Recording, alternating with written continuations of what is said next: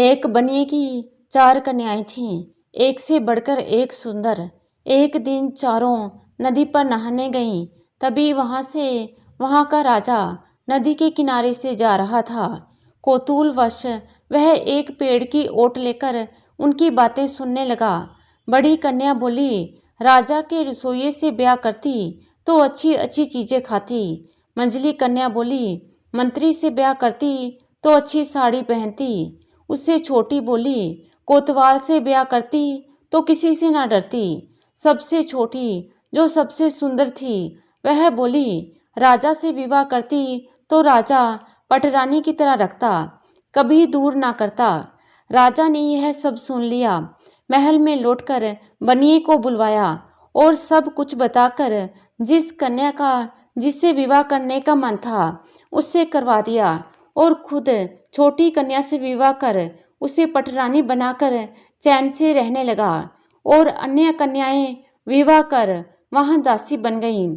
तब वे तीनों कहने लगीं कि यह मन सोचता जो समय पर पाता सो। उन्हें अपनी सोच पर पछतावा हो रहा था। सबकी मन की इच्छा पूरी हुई, पर तीनों बहनों का मन फीका पड़ गया। छोटी बनी पटरानी और हम उसकी नौकरानी, पर अब कर भी क्या सकती थी वे तीनों। एक दिन ऐसा हुआ कि छोटी बहन के बच्चा होने की आस हुई तो वो तीनों बहनों का रोष और गुस्सा और बढ़ गया। तीनों ने मिलकर कहा, हम बड़ी होकर बांझ खाली बैठी, ये इतनी छोटी होकर भी बड़ी बनेगी, बेटी बेटों की माँ बनेगी। लेकिन कोई बात नहीं, अब हमारे पास मौका है, इसे देख लेंगी। तीनों रोज आती, बहन को मीठी मीठी बातें कहकर फुसलाती। कोई केस संवारती, कोई जूड़ा गूंद देती, कोई पान करती, कोई पाँव सहला देती। यूं सब मिलकर सेवा करती। छोटी बहन इतना छल कपट नहीं जानती थी। बड़ी बहनों के भाव स्नेह में बह जाती, उन्हें छोड़ती नहीं। पर वे तीनों सोचती, कैसे इसे इस महल से विदा करें। देखते देखते रानी को पूरे 10 माह हो गए। रानी को कष्ट हुआ। तब तीनों बहनें पहले जाकर जच्चा घर पहुंच गईं। वहां से दाई को विदा कर दिया। बहनों ने कहा, हम देख लेंगी रानी को, हमसे अधिक कौन है, और किवाड़ बंद कर लिए और रानी की आंख पर पट्टी बांध दी। रानी बोली, बहन पट्टी क्यों बांध रही हो? बड़ी बहन ने कहा, चुप रह, दर्द हो तो पट्टी बांधते हैं, यह राज प्रथा है। रानी को एक दिव्य पुत्र हुआ। तीनों ने बक्से से बंदर का बच्चा निकालकर रानी के पास रख दिया और बच्चे को बक्से में डालकर नदी में बहा दिया और जोर से आवाज लगा दी, अरे देखो, रानी ने बंदर के बच्चे को जन्म दिया है।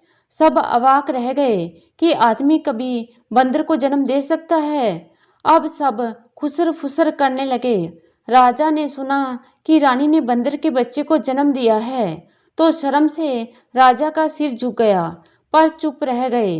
फिर कुछ समय के बाद रानी फिर आस से हुई।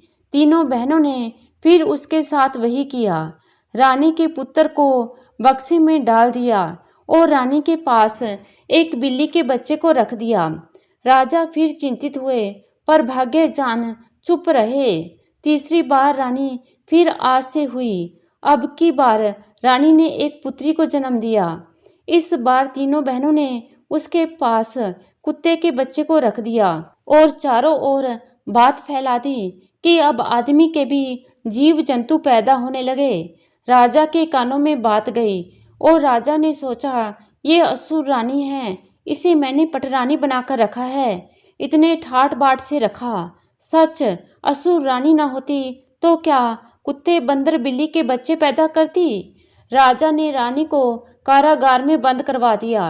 राजा की पटरानी होते हुए सोने के गहने भारी लगते, आज पहनती कल फेंक देती, पर वह आज लोहे की कड़ी पहने हुए थी। दूध घी में रहने वाली रानी आज मोटे भात को भी तरस रही थी। उसकी आंखों से आंसू सूखते नहीं थे, पर क्या करे, भाग्य तो सहना ही पड़ता है। उधर वह बक्से नदी के किनारे लग गए। वहीं राजा के माली का घर था। तीनों बच्चे उससे मिल गए। उसने उनका अपने बच्चों के समान पालन पोषण किया। राजा के कुंवर चांद सा चेहरा माली के घर चंद्रकला की तरह बढ़ने लगे। एक दिन तीनों बहन भाई घूमते घूमते एक पहाड़ी पर चढ़े। वहां एक झरना बह रहा था। उसके नीचे एक ऋषि तप कर रहे थे। एक 7 वर्ण पक्षी ऋषि के पास बैठा था। यह देखकर बड़े भाई को वह पक्षी बड़ा पसंद आया। जाकर वह पक्षी को पकड़ने लगा तो वह भाई पत्थर का बन गया। छोटे भाई ने भी वैसा ही किया, वह भी पत्थर का बन गया। अब बहन डर गई और रोने लगी। कोई उपाय ना देखकर ऋषि के चरणों में गिर गई। विकल देख ऋषि ने कहा, जा झरने से अंजुली भर पानी लाकर इन पर डाल दे, ये सब ठीक हो जाएंगे और सब वरण पक्षी से क्षमा मांगना।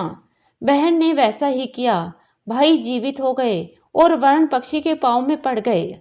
पक्षी ने कहा, तुम इस वन में रहो, मैं सहायता करूंगा, कोई विपत्ता नहीं होगी तुम्हें यहाँ। सारे जीव जंतु मेरे कहने में हैं। वे देखो, बरगद के पेड़ के नीचे एक घर है, तुम वहीं रहना।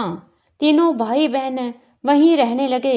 एक दिन राजा वन में आए शिकार करने, पर उन्हें कोई शिकार नहीं मिला। वे थककर एक पेड़ के नीचे बैठ गए। तभी कुंवर खेलते हुए वहां से निकले। राजा अचंभे से भर गया।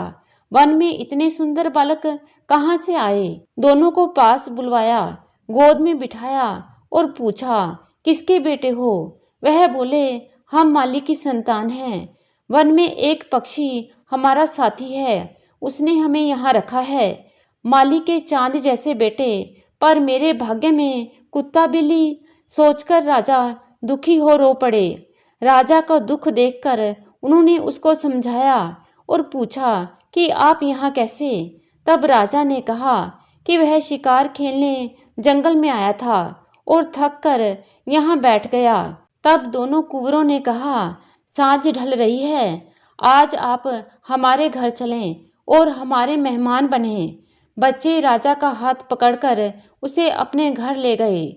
उधर बहन ने 6 तरकारी और 9 भाजी बना भाइयों की बाट देख रही थी। भाइयों को देखकर पूछने लगी, आज इतनी देर कहाँ की? तो भाइयों ने राजा को दिखा सब बता दिया। बहन ने राजा के पांव धोए और खाने को बुलाया।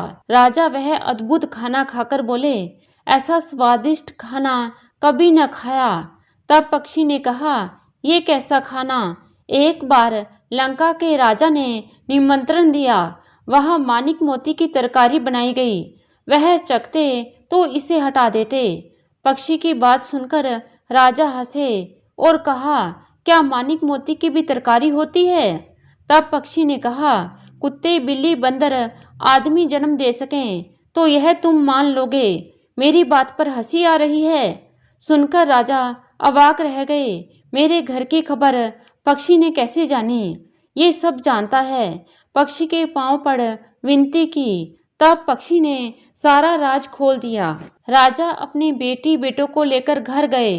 बंदीशाला से छोटी रानी को छुड़वाया। तीनों बहनों के आगे उसे गहने पाट वस्त्र पहनाए, सोने की डोली में बिठाया, गोद में चांद से बेटे बेटी को लिया और तीनों बहनों की चोटी काट तीनों का मुंह काला कर राज्य में घुमाया और उनकी डायन होने की घोषणा कर दी। आखिर में गड्ढे में नीचे कांटे डालकर गाड़ कर ऊपर से कांटे लगा दिए। रानी अब सुख सौभाग्य से रहने लगी। तो दोस्तों, कैसी लगी आपको ये कहानी?